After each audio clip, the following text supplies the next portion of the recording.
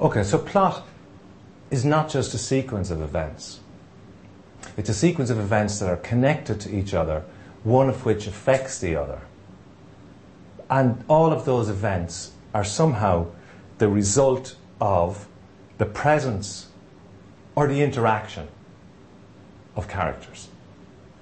So, straight away, we want to make a story, we need to start thinking about who are the characters at the centre of this story. We want to write, let's say, because it's easier to do this, and the truth is most of us have probably seen far more television and cinema than we have read books, and that's just a fact of the world we're living in. So, we need to be able to think and use even routine, even cliched plots. So there's a bank robbery. Somebody has an idea for a story about a bank robbery, the heist that goes wrong. There are any number of hundreds of versions of this. There are any number of thousands of versions of it on back burners somewhere, waiting for production money to come through. What makes any one of them interesting, or essential, if you like, is that difference. And I'm arguing that that difference comes out of the character. So we need to start thinking about who is the character, what is the character. So I'm going to go back again to my life story, or your life story. Who are you? Are you the person that was born on a particular day, etc., etc.? Are you the person who skipped off school so often and that has become part of your routine? That's probably more likely. What is it that you keep doing in different ways, but echoing habits that you keep echoing in and of yourself through your life?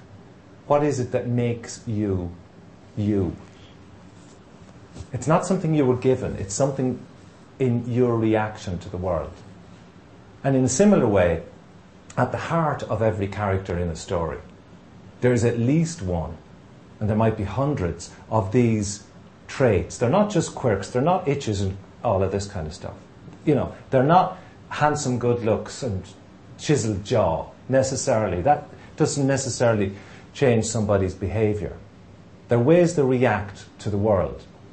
So one of the things we could imagine doing to figure out who our character is before we put her in the middle of a gang who's going to attempt to pull off this heist, we could put her in a number of situations, routine and mundane or extraordinary, and see how she'd react. And all of this could be done without writing down a word.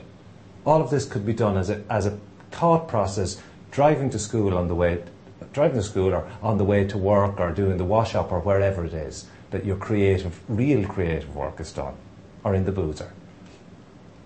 So the thing is, you think, what are the kind of situations that this person is likely to encounter?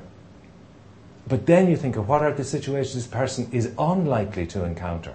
What are the extremes?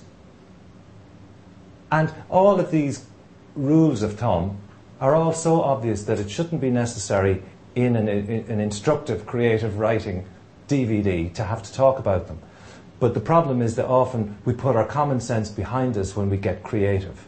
We think that there's something different about being creative than there is about functioning as a human being. It's not true. So how did you get to know your best friend? Did you get to know her because every day you used to go to school and sit beside her, and Mary or Jane or whatever his or her name was sitting beside you, and every day it was like that, and you got friendly? That's probably how it happened with me.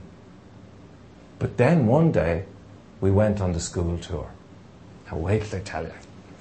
Because it's the day that the pattern was broken that Mary or Johnny or Jimmy or whoever it was showed something, either intentionally or unintentionally, something impressive or something a little bit scary, that I got a glimpse into who, not they really are, because we're playing amateur psychologist here, but only to an extent, but who they could be.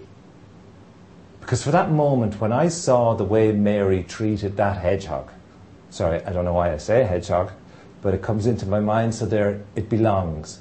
But when I saw that, I could extrapolate from that and imagine how Mary would be in wherever, in the zoo, in the pet cemetery, in the, etc., etc.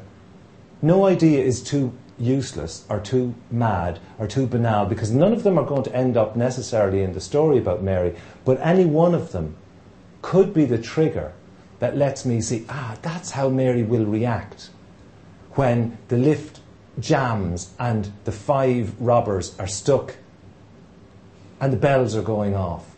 Because I've seen how Mary reacts when something unexpected happens. I now have a clue as to how she'll react in this situation.